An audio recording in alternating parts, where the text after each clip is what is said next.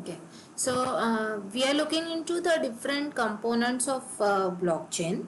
So up till now we have seen the various component, and ledger is one of the most important component here.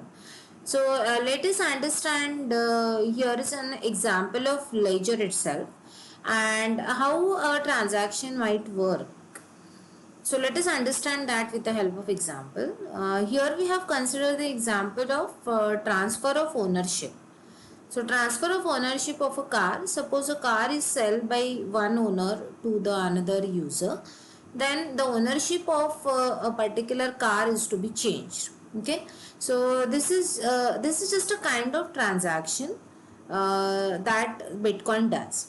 So we are going to take the same example, but the transactions can be much more complex here. Here it is shown just for the understanding of the simplest transaction. So here is a smart contract.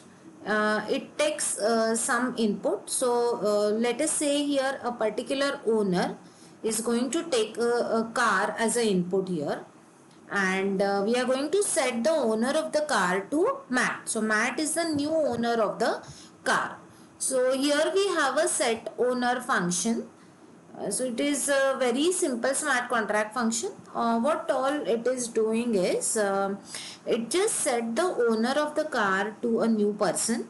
So the new person in this particular example is Matt, and what the smart contract is doing is so some of the input here, basically the input to this particular function is a car itself, and the car data element itself is going to be updated.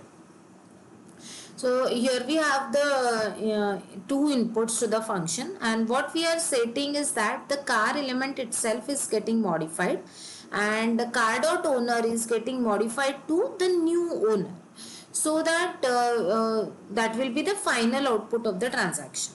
Now if we could look at the world state here, now the my car is now set with these elements. So this is how my car object has been modified. So this is getting stored onto the world state.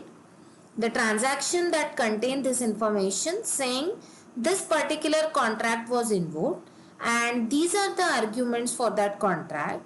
This was the output that got written, and from that particular contract, all of this gets written as a blockchain transaction in a blockchain. Okay, so it is one of the transaction in the block. Now let us understand that how the external application could interact with the blockchain ledger. So what are some of the key things here? So here is a blockchain developer. It could be like anybody, like you have developed different applications, so you are the blockchain developer, and developing both the client application that will interact with the blockchain and also developing the smart contract. So what you people have done is you have written the smart contract as well as you have written you have developed a front end of that, that is a client application. Okay, so how this client application will interact with the blockchain? So the client application which you have developed is interacting with the blockchain with the help of this SDK. Okay, sorry. So the client application will use SDK to submit a transaction onto the blockchain, and the client application can also separately access the blockchain directly. Okay, so client application is either submitting a query to the blockchain, or it can directly get access to the blockchain. So why the direct access is required is to check whether the transactions are actually committed or to look into the historical transaction. So for example, the application wanted to see that what all transactions happened in block number 10. So you will just go directly go and access it and check that what all transaction has happened. Okay, you might need to check that for a particular car, for how many iteration it has moved from one owner to the another owner. So you may send a query that tell me all the changes it has gone through over a period of time, over a period of last 10 year, okay, for example. Okay, so you can get all that history back from a particular block. So whatever you are doing on the data element, you will get it recorded onto the world state. And parts of the world state are, whenever it is getting modified, the world state is going to be a part of transaction. So if we see this all of this is a part of one, sorry, okay, all of this is a part of one peer, that is every individual, which means that every peer in a network is going to be performing this function. When the client application submit this to the smart contract, the smart contract get executed on all the nodes. All of the nodes simultaneously will update their world state, will agree that this output is actually valid, and this is all consistent across everybody. And then the block will be get added here in the blockchain, and only if the transaction is the legitimate transaction. And once you commit the transaction on the blockchain in the enterprise setting, we are going to call this as a final transaction. Okay, and once it is written on the blockchain, and nobody can then change it. Okay, so it will give you an event. So an event is emitted once the block is added into a blockchain. It emits out the event saying that the transaction has now simultaneously been committed on all the nodes in the blockchain, and an event can be generated for it. Okay, then now once the event is emitted, you can use that particular event in whatever way you want. So this can be used internally in the organization to perform some additional processing that the organization need to perform. Okay, so that way these emitted events can be used to trigger some other functionalities. Now let us understand more detail about the blockchain event. So the important aspect here is this can all be used for asynchronous processing. So we do not have to wait for the blockchain to commit.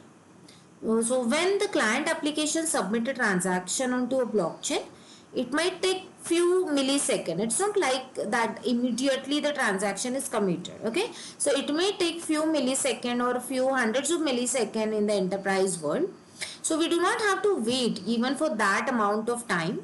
So what you can do is you can be continue your own processing for other purpose, and you can get an event back from the blockchain which says that the event which you have submitted has now committed, that transaction is now completed, and so that allows you to process the things in a asynchronous fashion. So you do not have to wait for a blockchain to commit a particular transaction, and using those events you can perform some additional processing. So and this is and this will also tell you that if the transaction was rejected, for example, it's not like every time the transaction is committed and the event would be generated. Even if the transaction is rejected for a particular region, in that case also it will emit the event. So it could be rejected for multiple reasons. So for example, the user who is performing the transaction is not an authenticated user, or a particular user is not having a right access to perform that particular transaction. So in such cases the transaction can be rejected and the event would be emitted. So if it was rejected, the application can always try to perform that transaction again if it feels that it's a legitimate transaction. So you can also integrate other application to trigger the blockchain activity directly.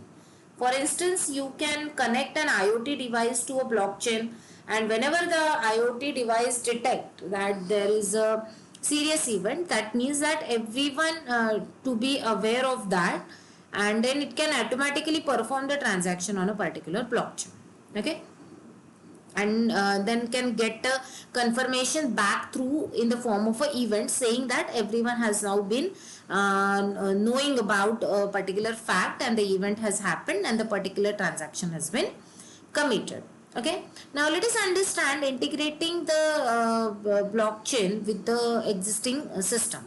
So this blockchain events are central to integrating with the so basically these blockchain events which are emitted, they are used with the existing system, integrating with the existing system.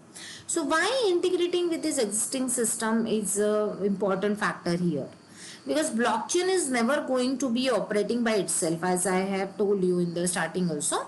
So it's never going to be operating alone.